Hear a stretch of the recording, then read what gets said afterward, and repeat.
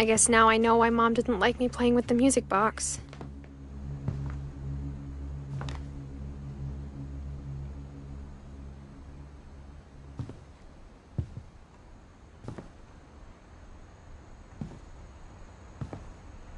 Edie's father, Odin, built the original house.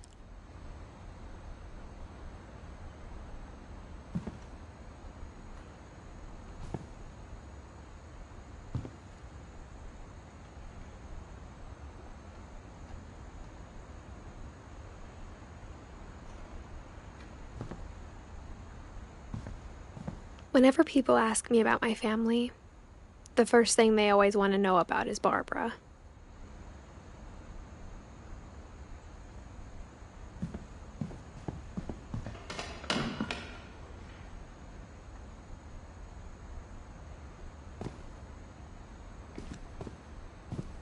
Mom must have locked the third-floor stairs on the night we left.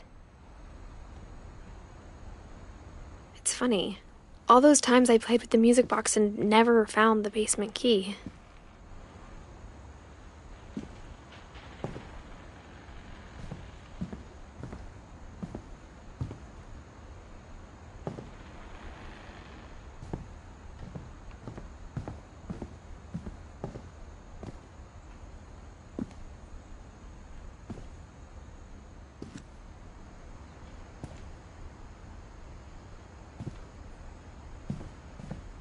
A lot of things got left behind in the whirlwind of that last night.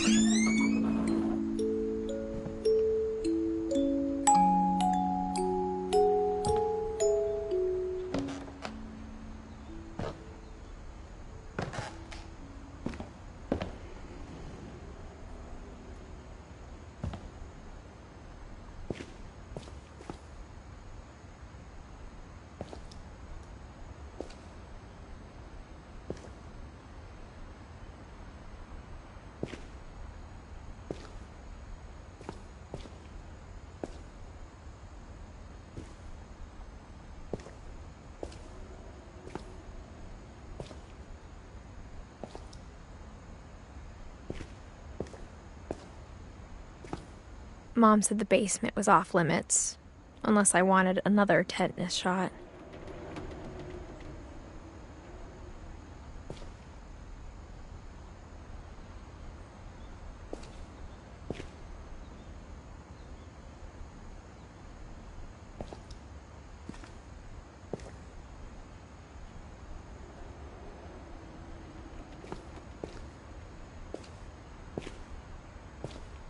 I saw Edie sneak down to the basement once, carrying packages.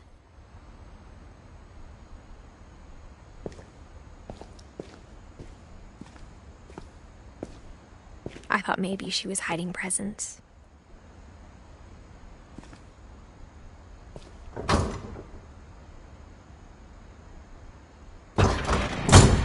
It turned out she was hiding a lot more than that.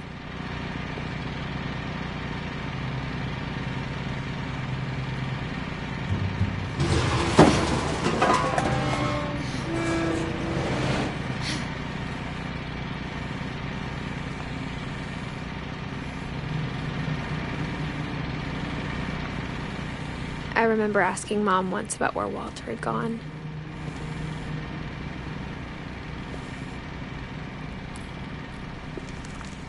She said after Barbara died, he got as far away as he could.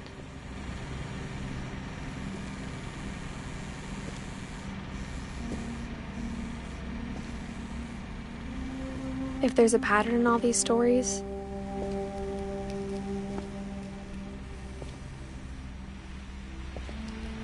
I think it's that none of us has gotten very far.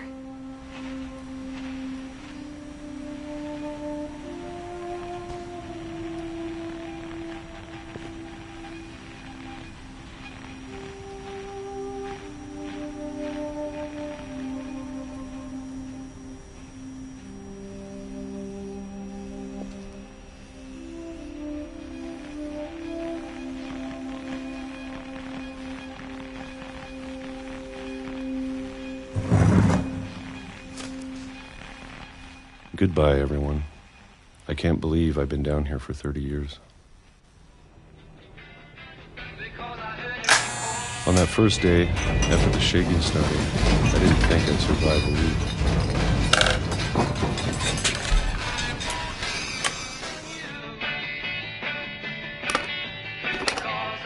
But after a few days, I settled into a routine.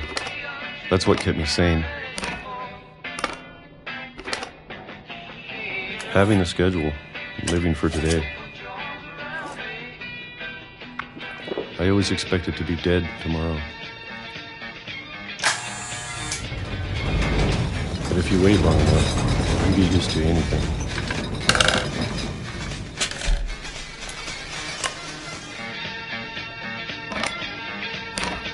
Even a monster on the other side of the door starts to feel normal. Almost friendly.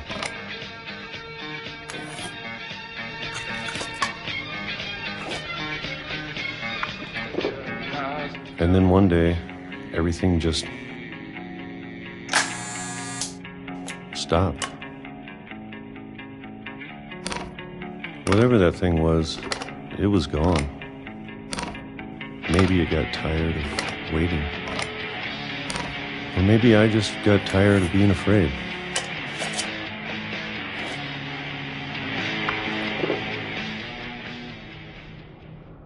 It's been a week now, the longest in 30 years. I'm done waiting. I have to leave while I still can.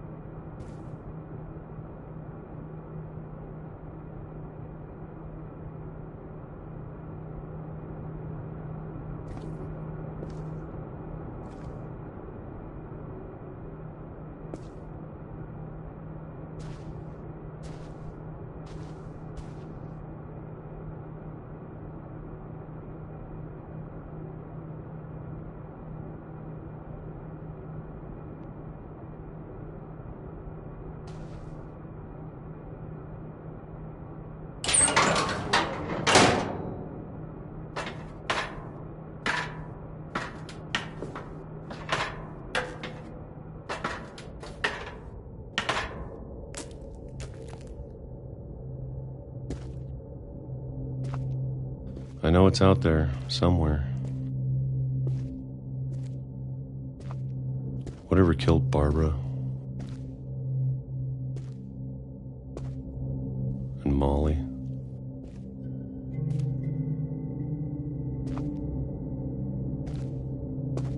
and Calvin.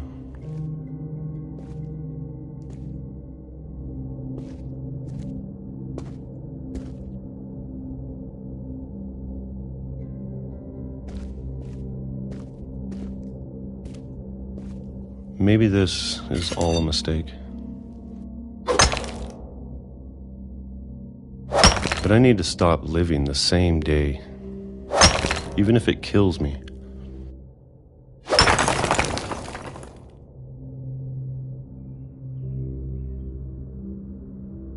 Whatever's out there, I want you to know I'm ready for it. I'm going to appreciate all of it, especially the food.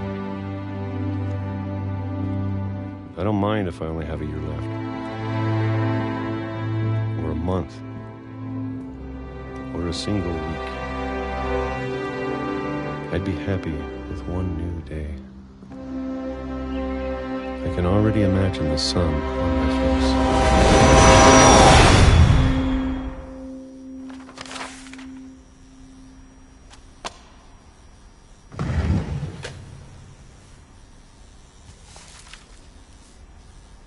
Walter died when I was 6. I can't believe my mom never told me he was down here.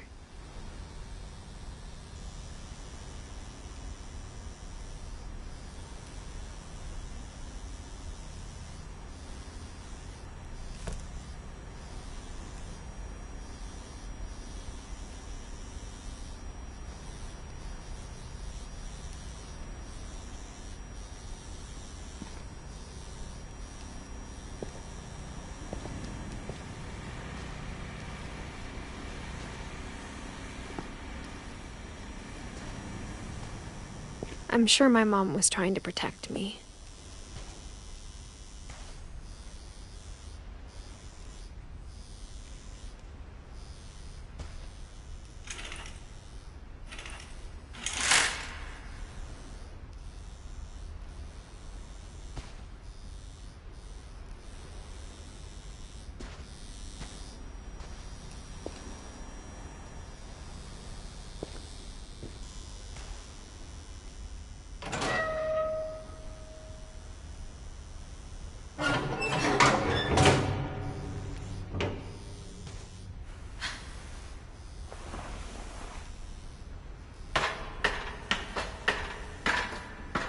Maybe she was afraid I'd end up like Walter. But if she never told me about an uncle under the house, I can only imagine what else she was hiding. I don't want to make the same mistakes she made.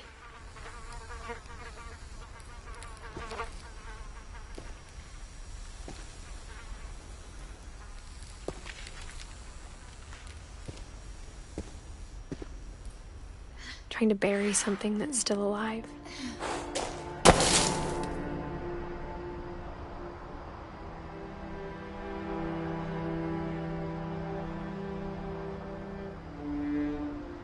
Now that there's only one of us left, or maybe two, I thought it was time I heard the stories for myself and found out what happened to everyone else. But now I'm worried the stories themselves might be the problem. Maybe we believed so much in a family curse, we made it real.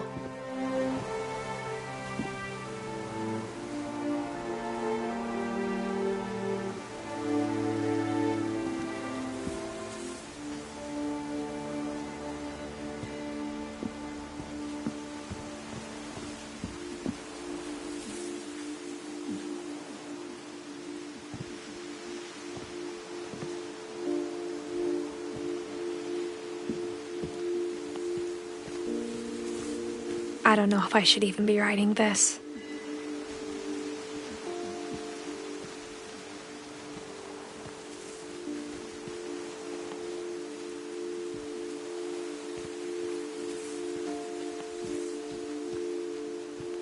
Maybe it'd be better if all this just died with me.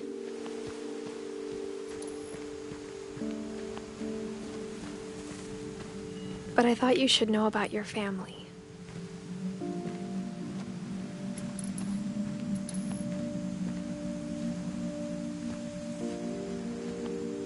And the history you're a part of.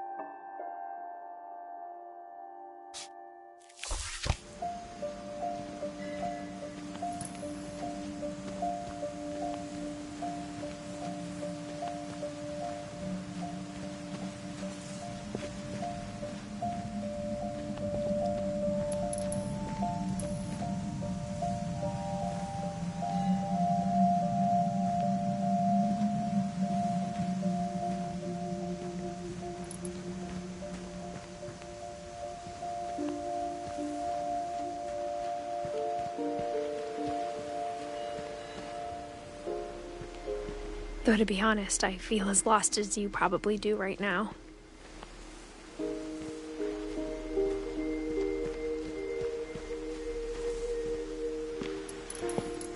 I think the people in these stories believed them, for what that's worth.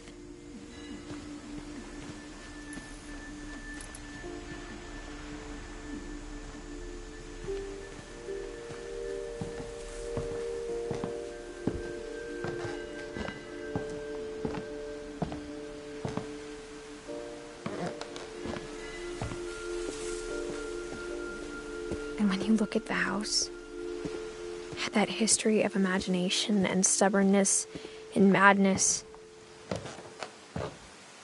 any of it seems possible.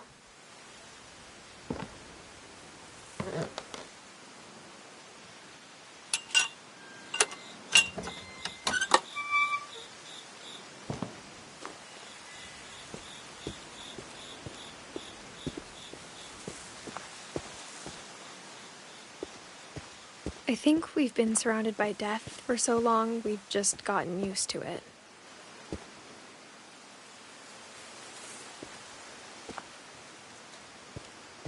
What kind of family finishes building a cemetery before starting the house?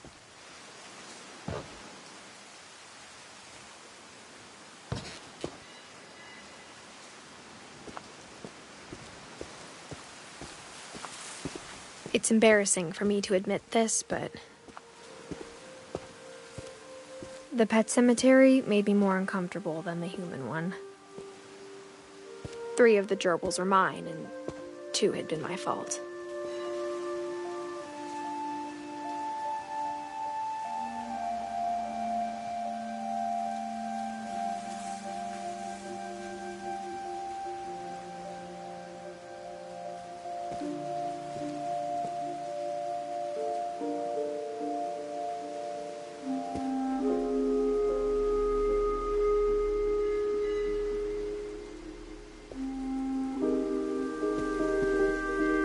Sven built the house, but it was Edie who designed the cemetery.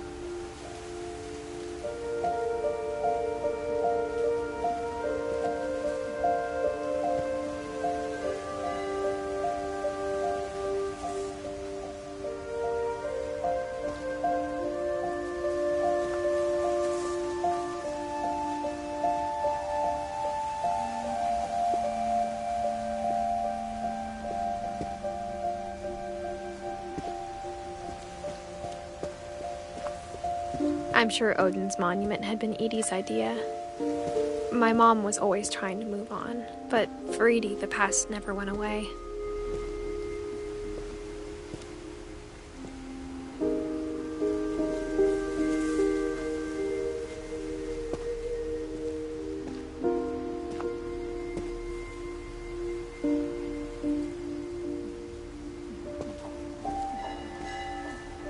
She could see it poking out of the water at low tide.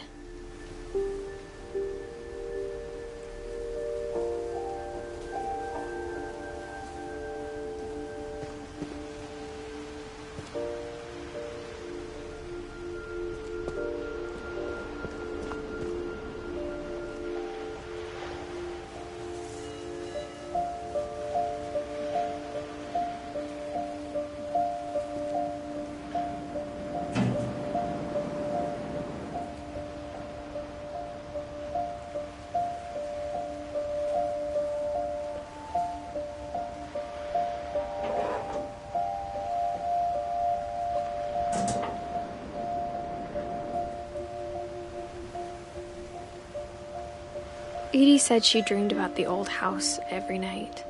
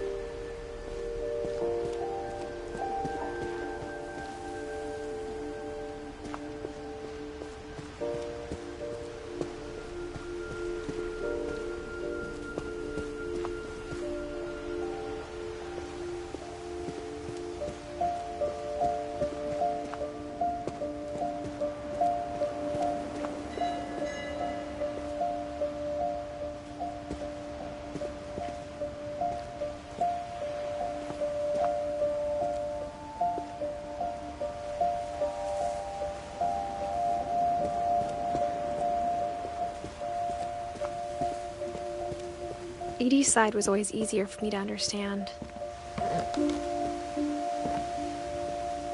But the older I get, the more I can see where my mom was coming from.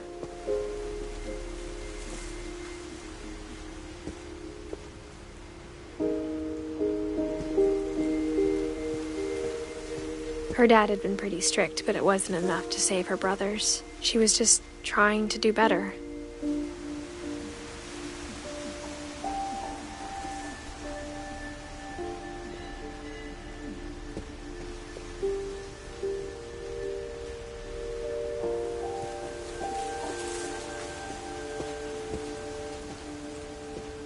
She lost 2 of her brothers, just like I did. I get why she tried so hard to protect us.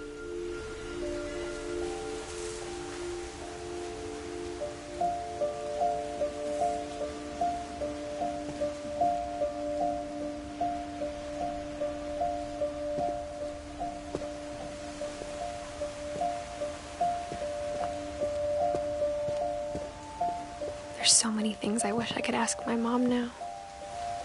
Part of me thinks this is what she wanted all along. For me to come back someday and find everything out for myself.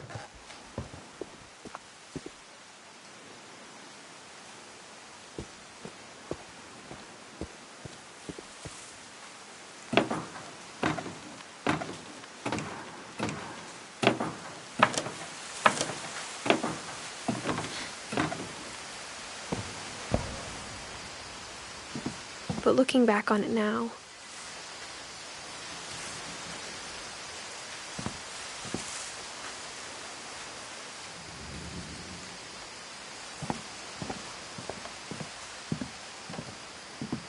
if she told me there was going to be so much climbing, I never would have come when I was 22 weeks pregnant.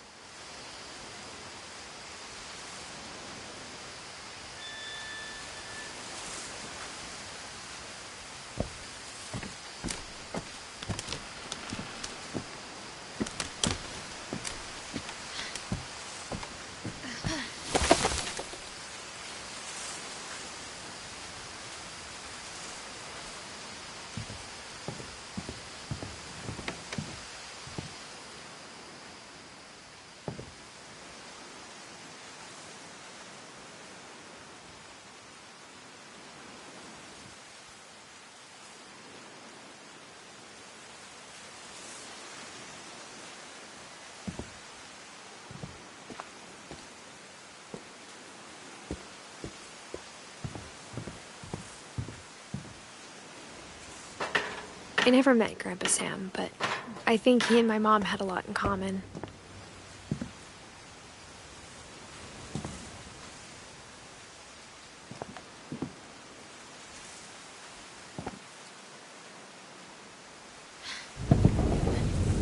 They were both pretty intense.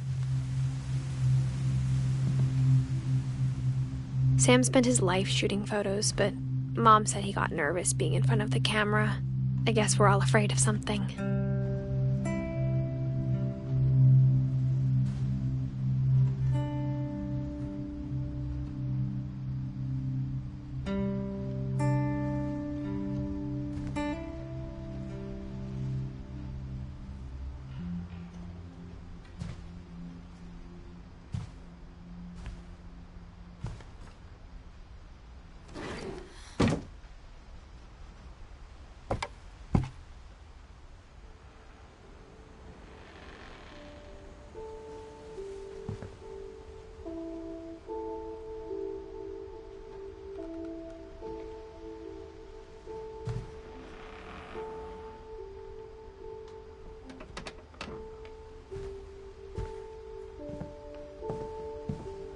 Instead of hiding from death, Sam seemed to go out of his way to meet it.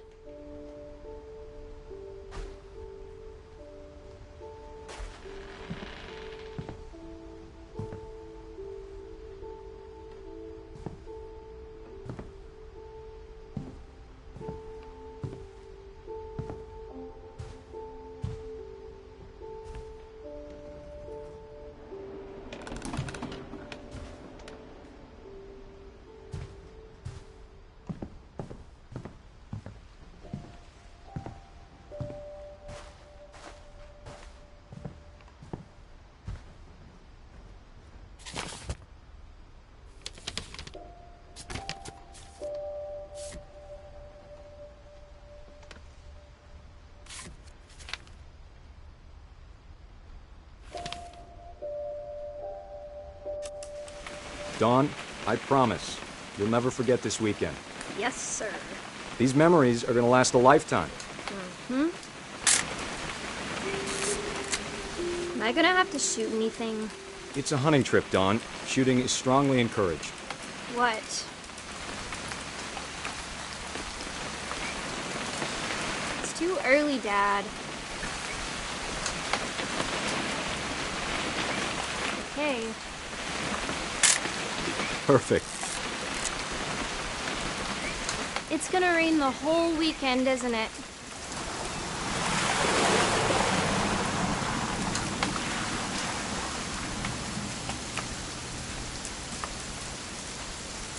I will never forget this weekend, Dad.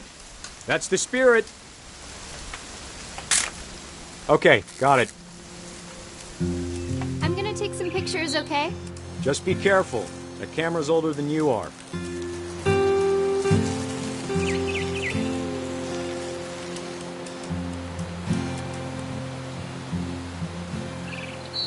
You're right, Dad. It's starting to clear up. Still freezing, though.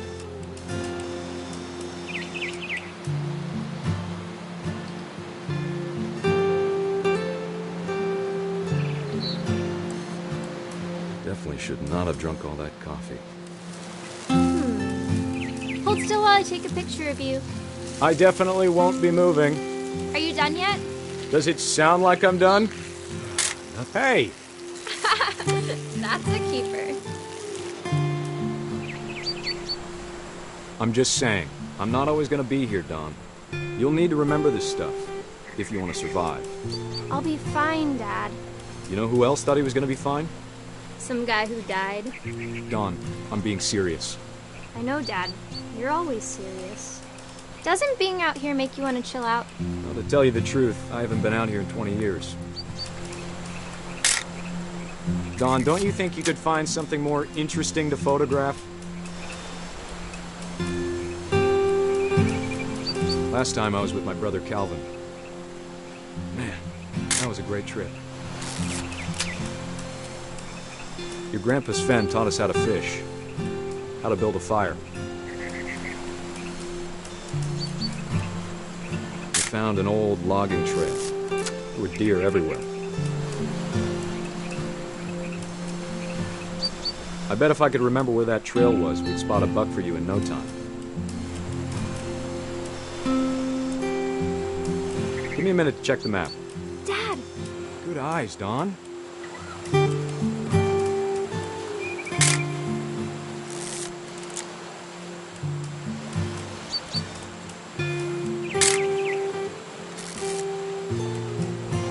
Before you take the shot, let me get a picture of you.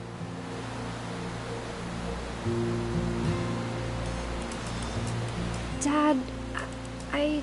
Just breathe. Let me get behind you. Do I have to do this? Dawn, you don't have to do anything. But if you want to survive, you'll need to be strong.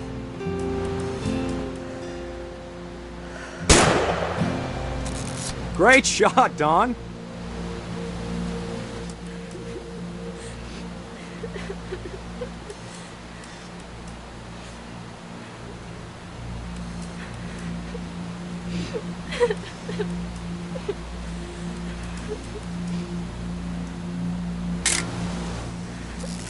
I'm proud of you, Dawn. Always remember that, okay?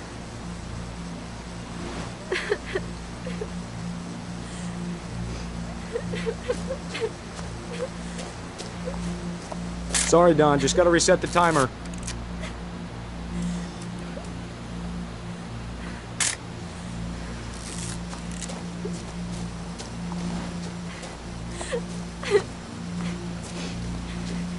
Dad, it's twitching. I think That's it's totally so... normal, Dawn. Just focus on the camera. Try not to think about... Dad!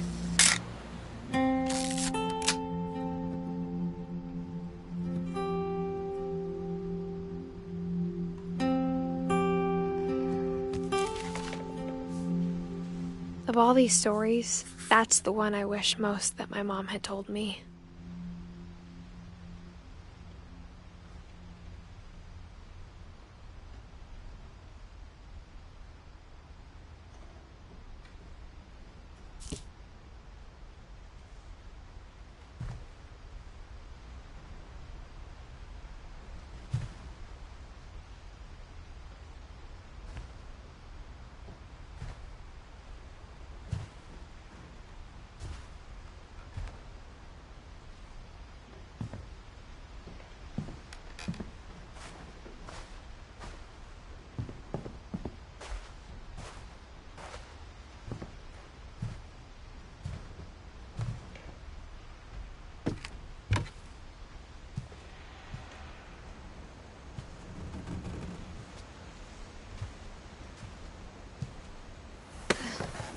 After Sam died, my mom and Edie got really close. They'd both lost a lot.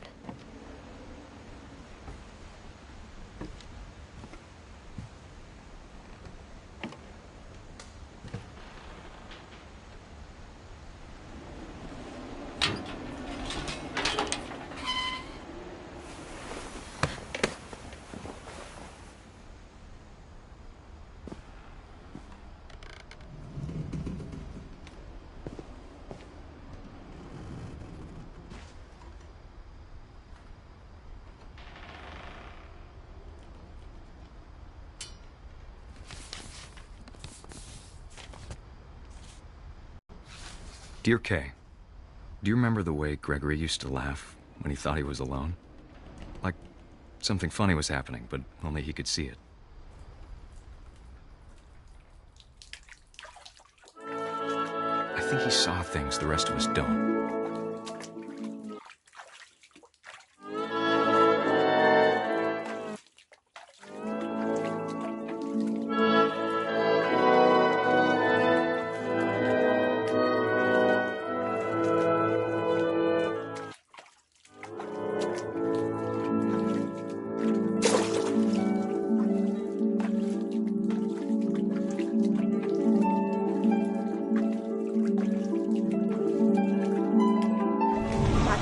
Gregory, it's time to... Hold on, sweetie. Hello? Sam, I told you I don't want to talk right now. I wonder what he saw.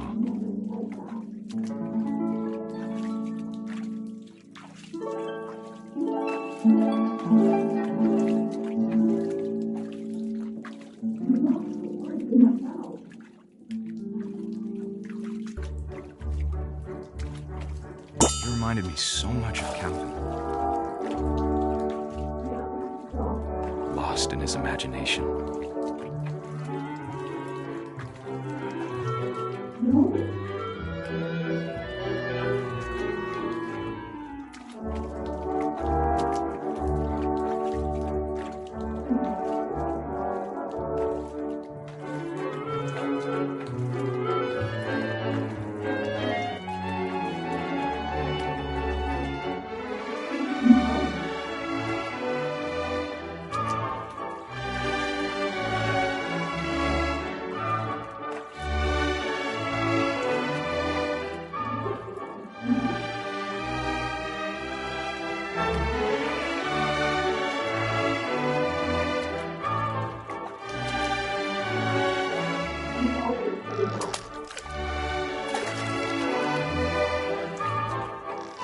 Whatever it was he saw,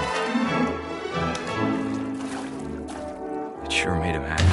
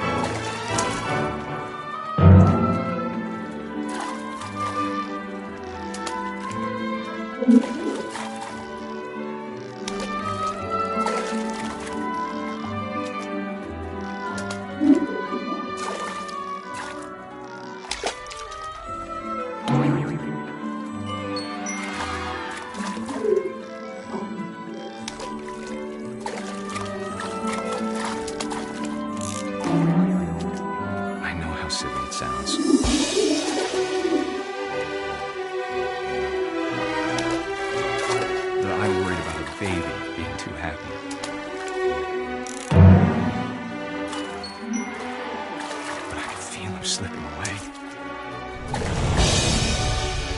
Sorry about that, Gregory. I know you did everything you could. Maybe if I hadn't called that night. Damn it. Hold on, I don't want Gregory to hear this.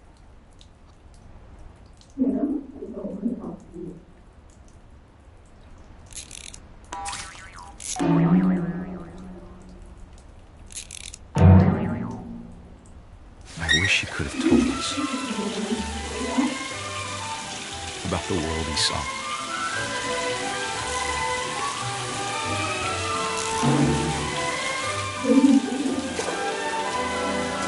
There's so much I don't understand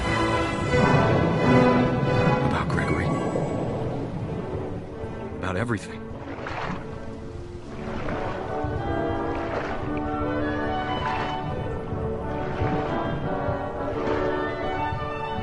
But I know what happened wasn't your fault.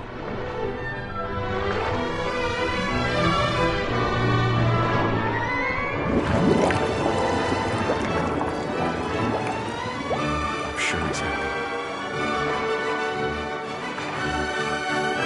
And he'd want you to be happy too. Good luck, Kay. Love, Sam.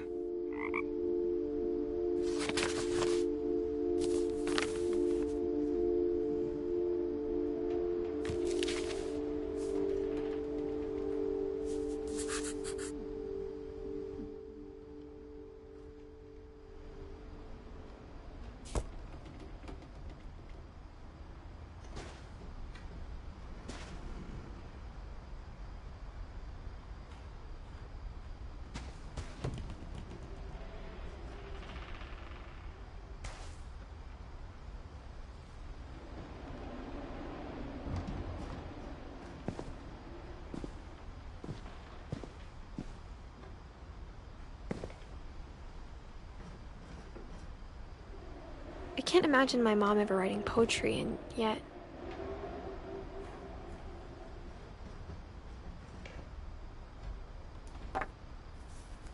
A poem for Gus, who always said the wedding was a bad idea.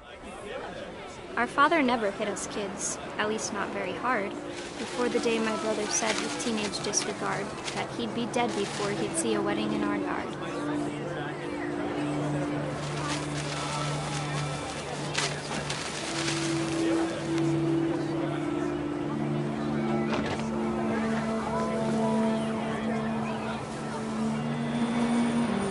My father made him come, of course, but Gus stood far apart, just flew his kite and bottled up the storm inside his heart.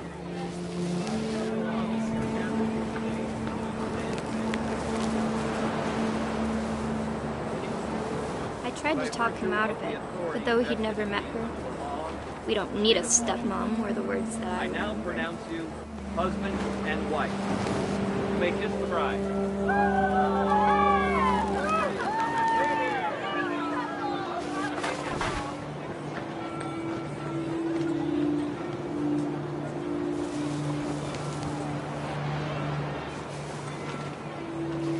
When the time for photos came, Dad ordered him to Come here.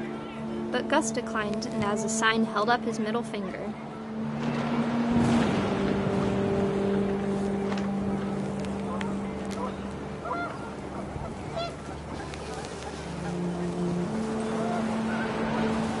The wind picked up, and panicked geese appeared and quickly went.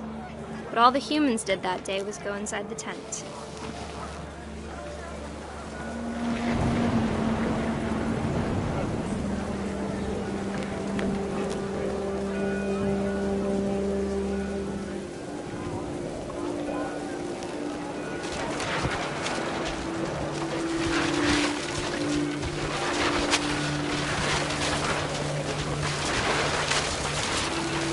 The rain came down in buckets then, but no one seemed afraid that nature might destroy the tent our dad had crudely made.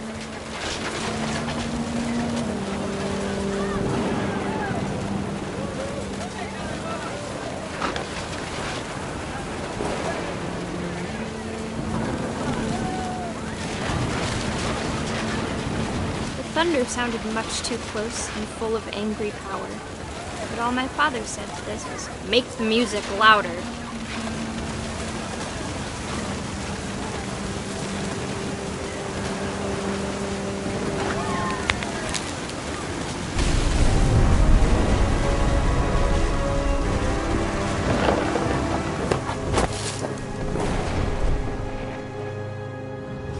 I wish that I could truly say I thought about you on that day. Out there on the beach alone, just you, the wind, the sea, and foam. But I didn't, until we found you.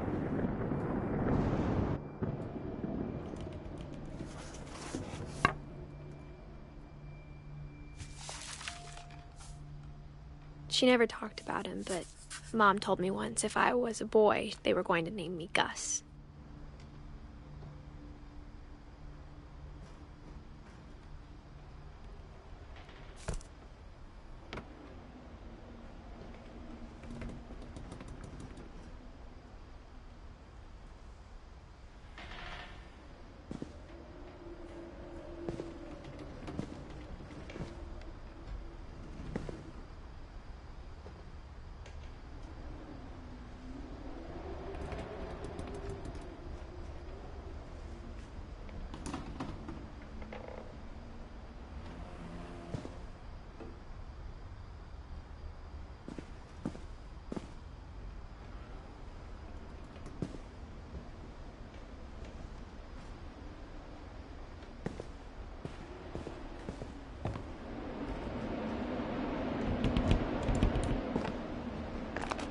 My mom moved up to the loft after her brothers died. At the time, it was as far away as she could get.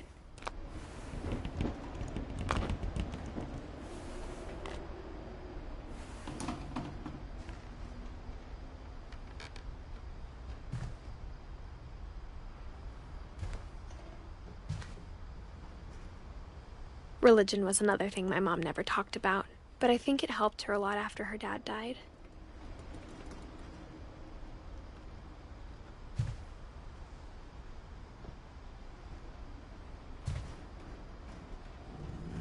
My mom moved to India a week after graduation and got a job teaching English.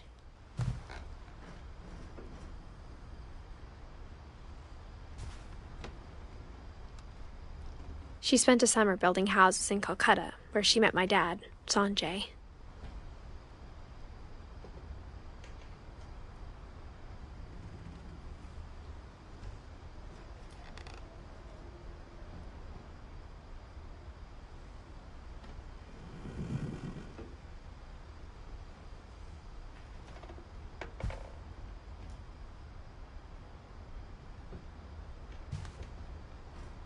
Louis was born a year later.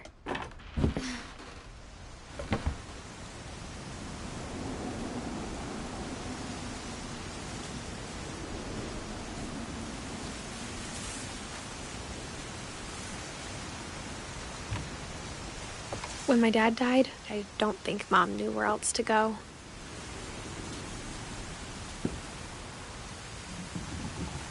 I'm sure Edie was happy to have her back.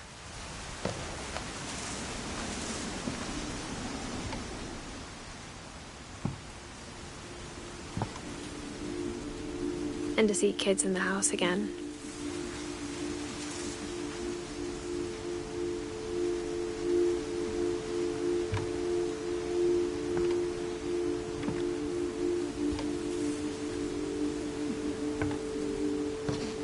The house had to get a little bigger, but Edie was used to that.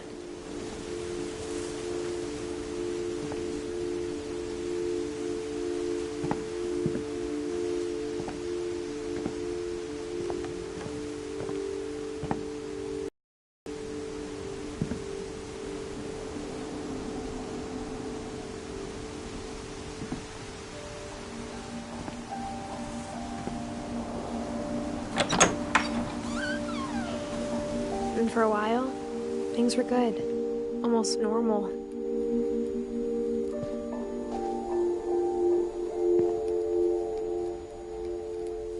But it didn't last.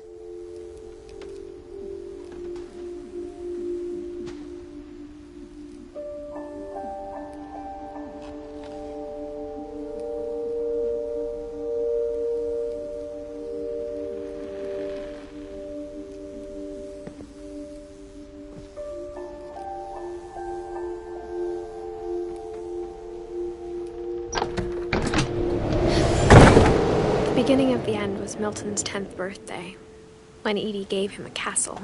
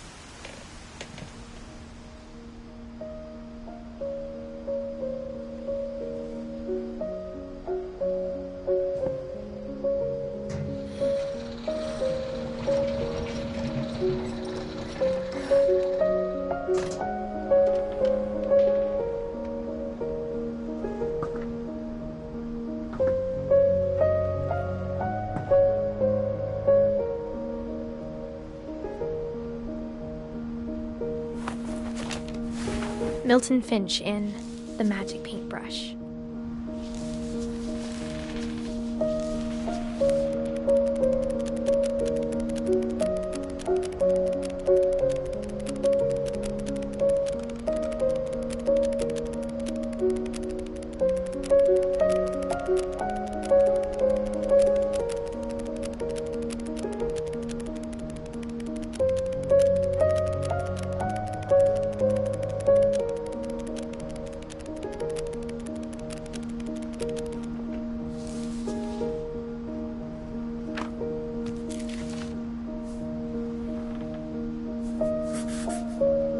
I was 4 when Milton disappeared.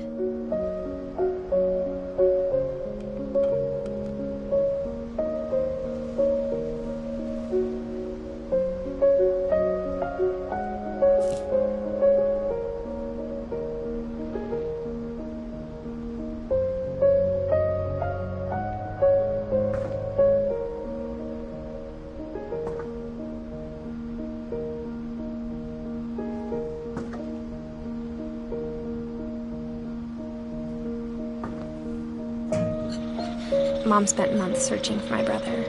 Then she sealed the doors.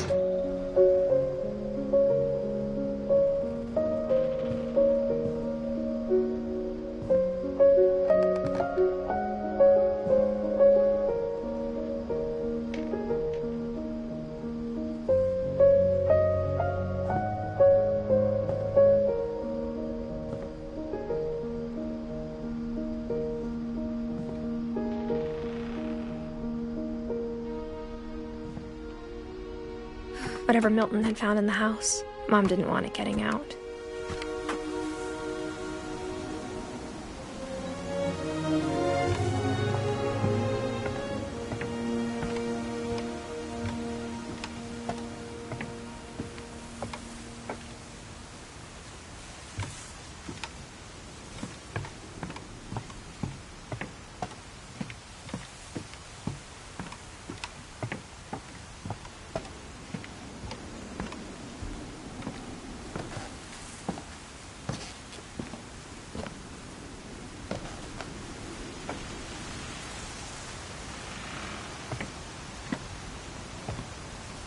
Mom definitely blamed Edie, but I think Louis blamed himself.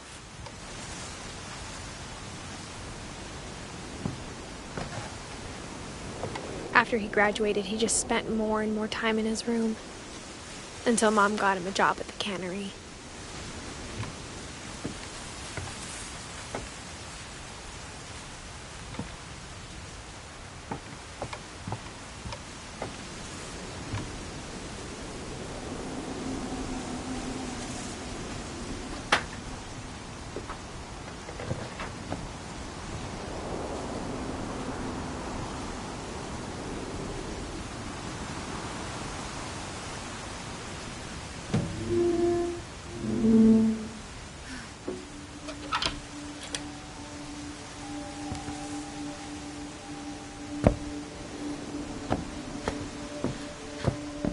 Louis's room smelled very, very familiar. That part of him lived on.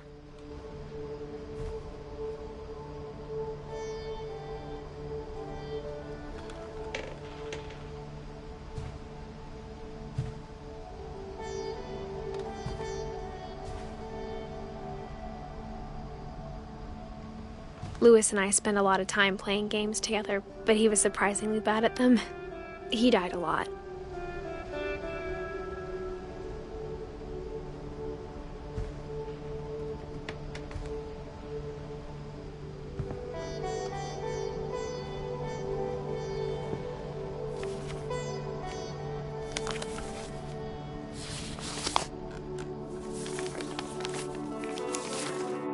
Dear Mrs. Finch, as Lewis's psychiatrist, I can understand your desire for an explanation.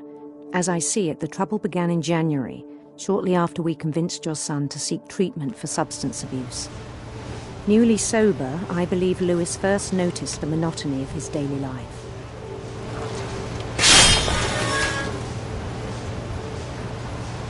He kept working at the cannery.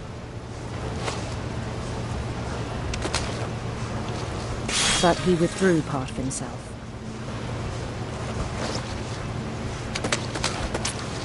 In our sessions, I saw the same behavior.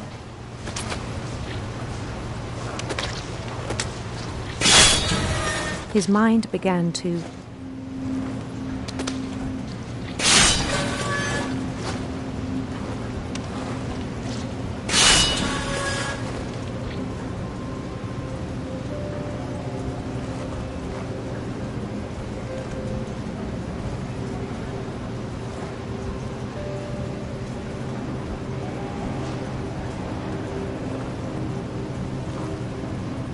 wander.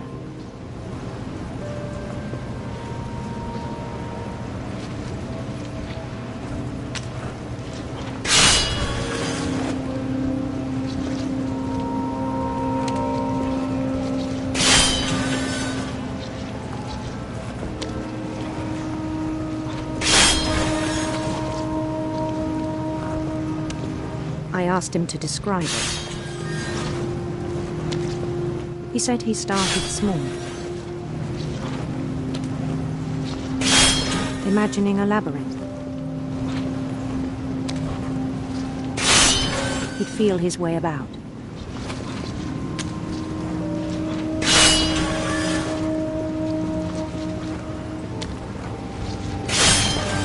Then something moved.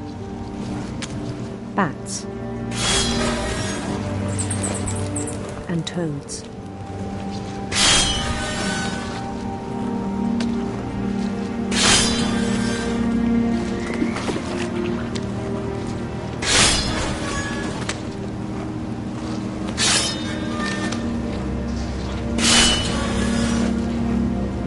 Things that have not names.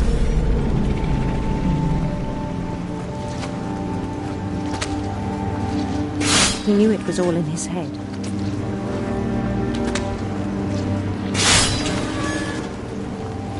But he took it very seriously.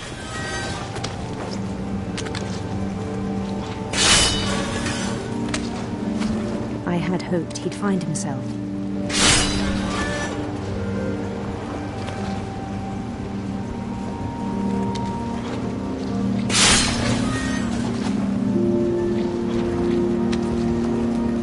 But he found something more.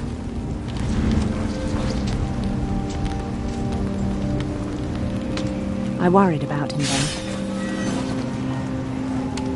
Daydreaming at the cannery.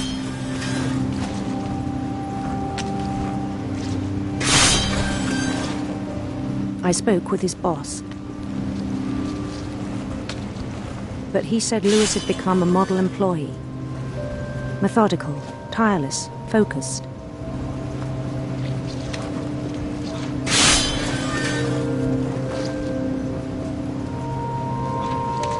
A whole new Lewis. So I let him go on.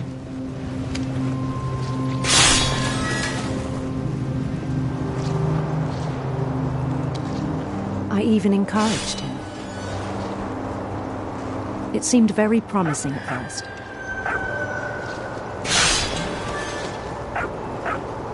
He told me he'd made a new friend.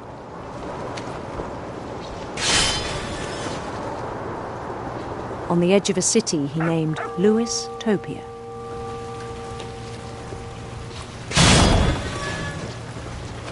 He built the city up slowly, brick by brick. Then he made musicians.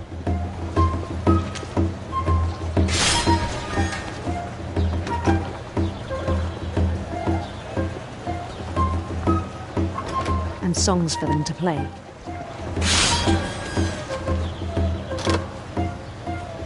He talked about starting a band.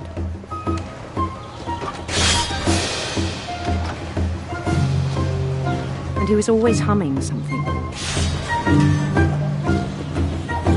Every day his imagination grew stronger.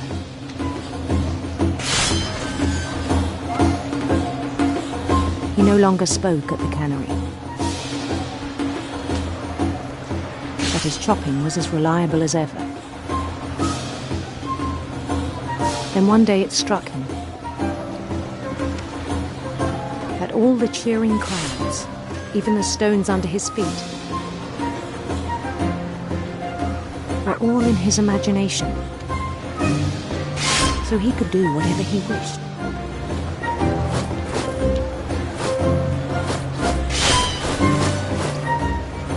He held an election for mayor. And he won. They begged him to stay, but his mind was already wandering. It became a game for him.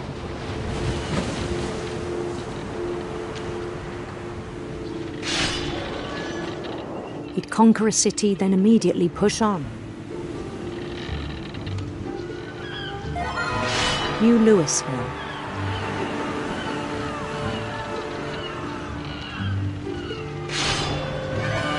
St. Louis.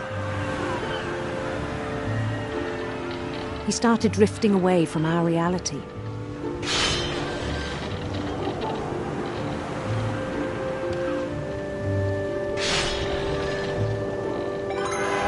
Minneapolis, until one day he forgot to go home from the cannery. Even as his mother pleaded with him, part of Louis kept sailing on.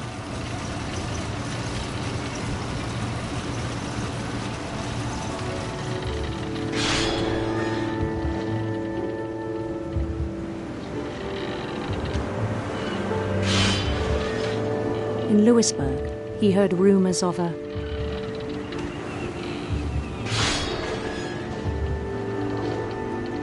handsome queen.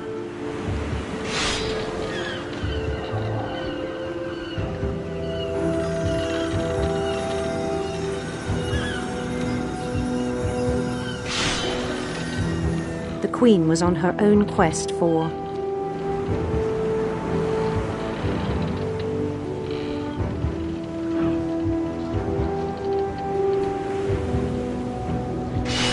radiant rainbows.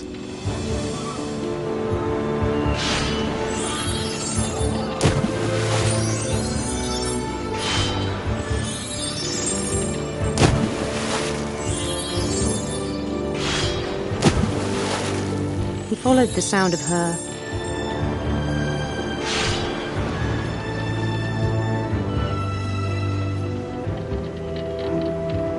electric sitar.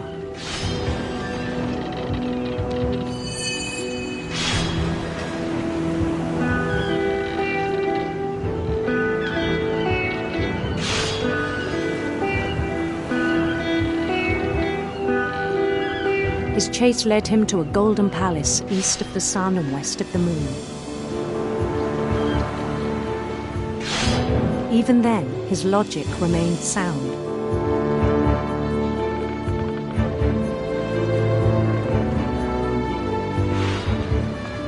He knew the world was all in his imagination.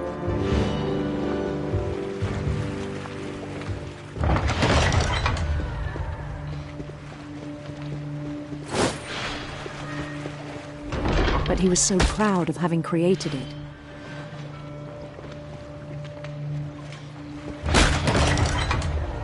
In his own eyes, he'd become something greater than a king.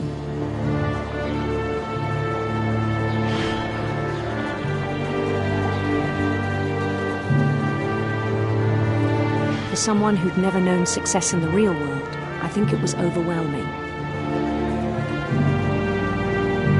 And then it struck him.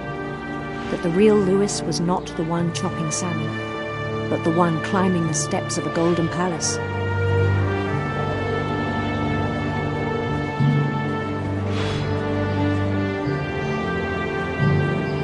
My imagination is as real as my body, he told me.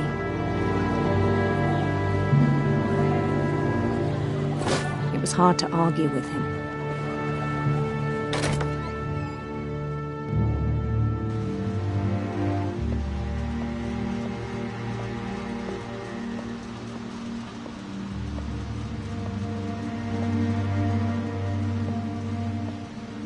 He began to forget the world we know.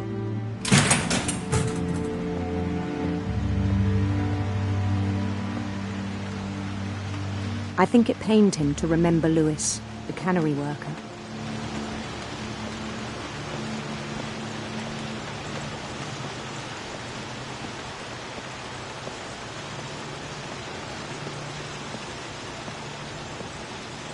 He began to despise the man with a royal contempt.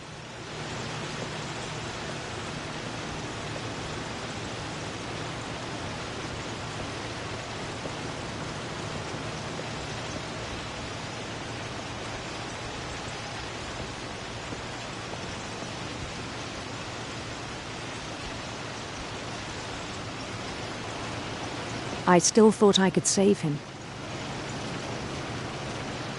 Even after he said he was being crowned king over all the lands of wonder.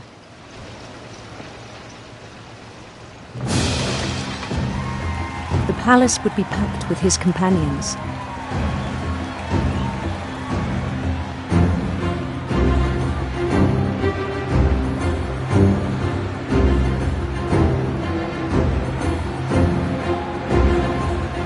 Including the wise Calico who'd insisted on inviting him.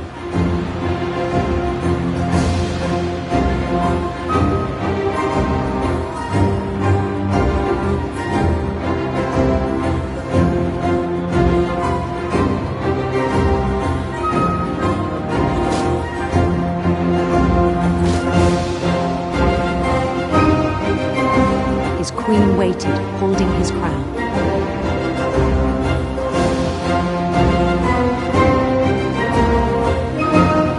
There was only one thing left to do.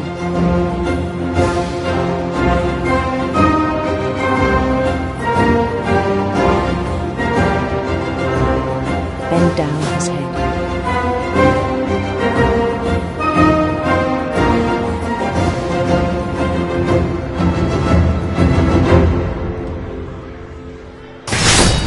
And the rest I think you know. Mrs. Finch, your son was a kind man who will be missed by all of us who knew him.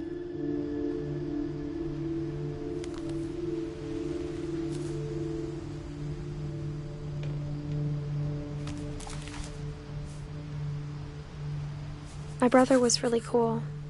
I wish you could have met him.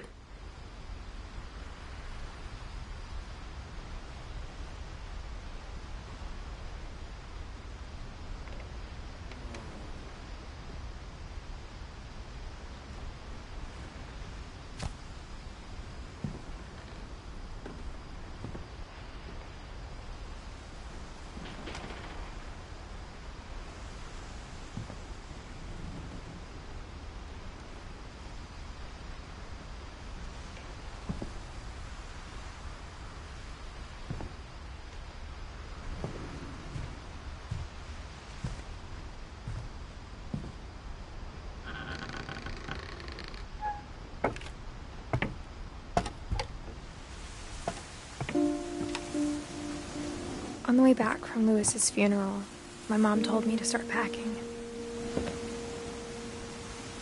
She waited until the day before we left to tell Edie.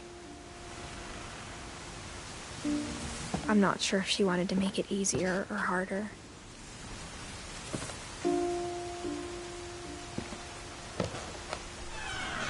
I wish we'd stayed.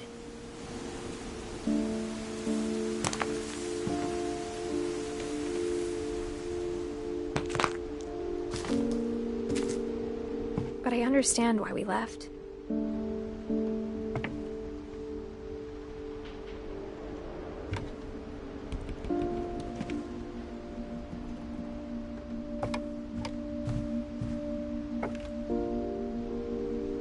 My mom ended up leaving everything behind.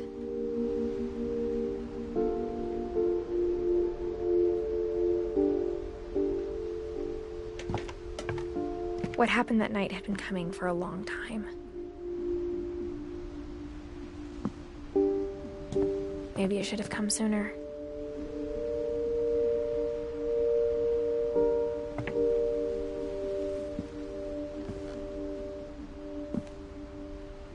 But it had to end one way or another. All that's left now was to tell you about that last night.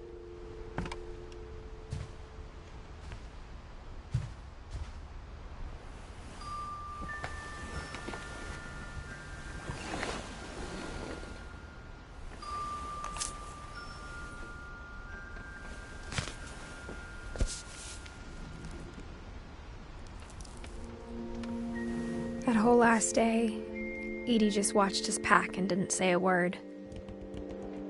Until supper, when she raised her glass and said, "To our final night together, and all our final nights apart."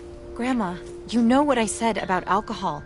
Some of your medications are very Edith, specific. I left a present for you in the hallway. Why don't you go open it? The grown-ups have to argue now. I'm sorry, you're right. We're all leaving tomorrow. Let's just enjoy our last... I'm not leaving. Edith, you're excused.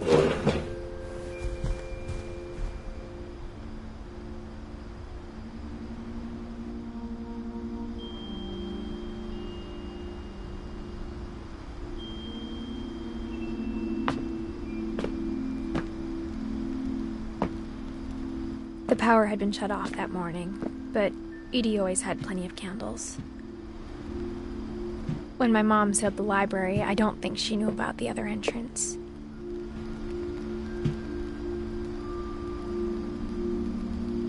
Or that Edie had a key to it.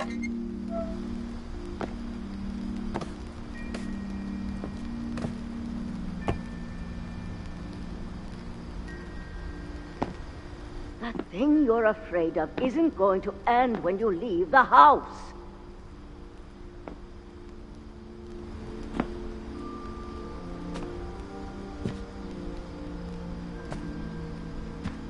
Edith has a right to know these stories. My children are dead because of your stories.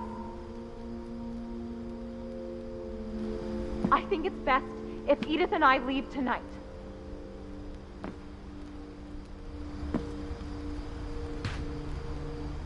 We'll have the nursing home send a van for you in the morning, okay?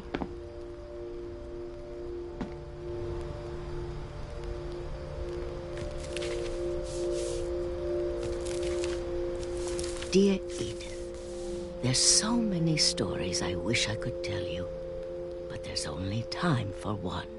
This is about what happened on the night you were born.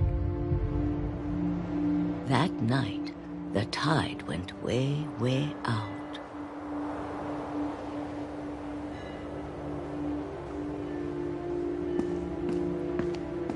It was the first and last time I ever saw the old house aground. There'd been an earthquake out in the middle of the ocean. They called it the lowest tide in 1,000 years. God, it smelled awful. You know, I've seen that house every day of my life.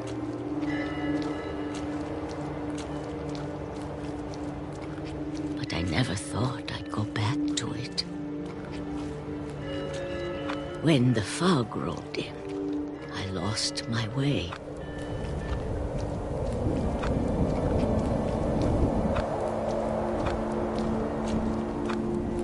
I got turned around.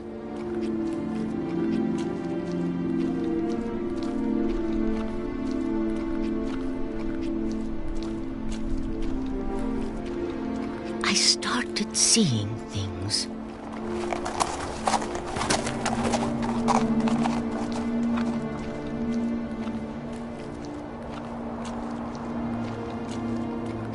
Things I'd forgotten had ever existed.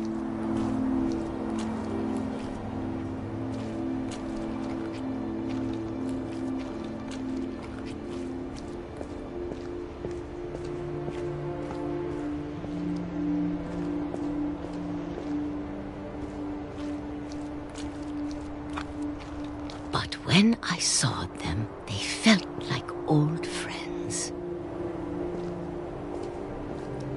That night, a lot of things came back to me. Or maybe I came back to them.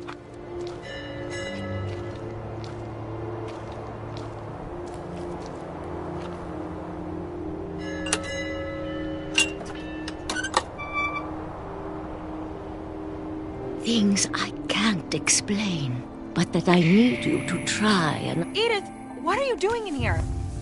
It's mine. Edith! Mom, you're gonna rip it! Let go!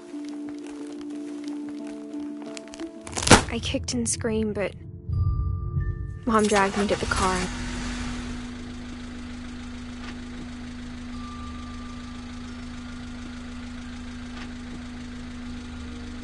I never saw Great-Grandma Edie again. The next morning, the van came to pick her up, but she was already gone. After that, we moved around a lot.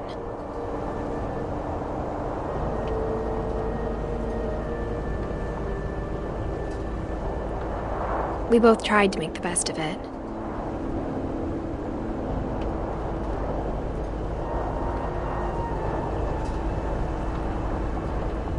A few years went by.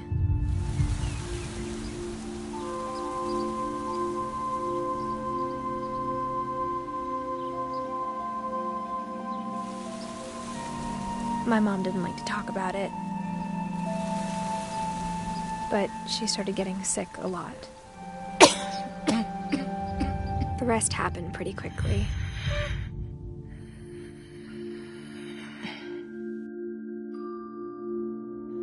She got better for a while, and then she didn't.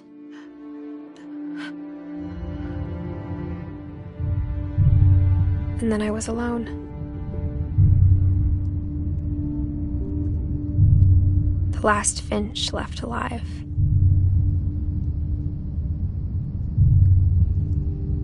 Until I found out about you.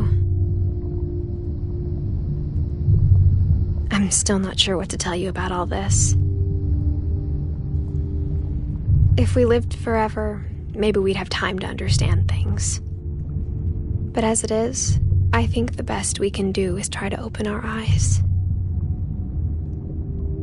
And appreciate how strange and brief all of this is.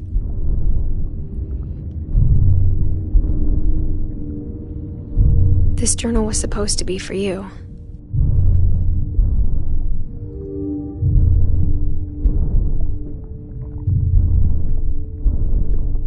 But now I hope you'll never see it. I just want to meet you and tell you all these stories myself. But I guess if you're reading this now, things didn't work out that way.